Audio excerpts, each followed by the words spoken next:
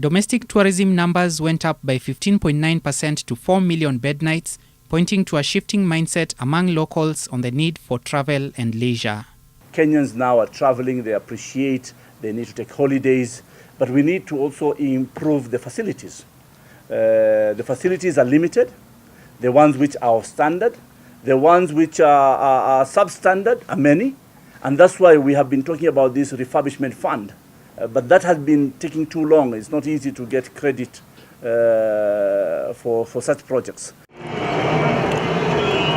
International tourist arrivals went up by close to 10% to 1.47 million. Despite the prolonged election period and the negative publicity associated with Al-Shabaab attacks on residents and security forces in the coastal region and parts of northern Kenya. We were projecting, if everything was not prolonged in politics and the perception of instability, we would have gained at least 17%. That was our projection.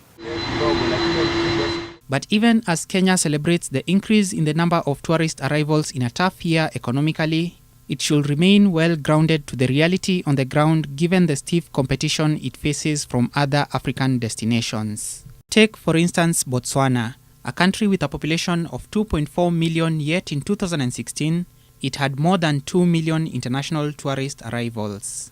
Botswana's neighbor to the south, South Africa, had more than 10 million visitors in the same year.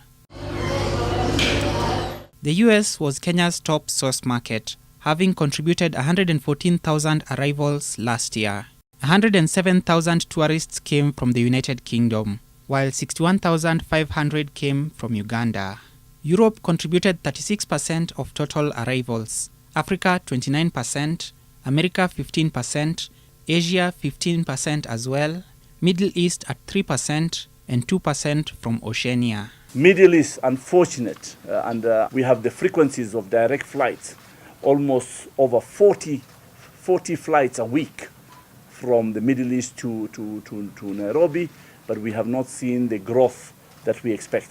Balala is optimistic that this year's performance will be better than last year's. Some people are telling me that this is going to be their best year.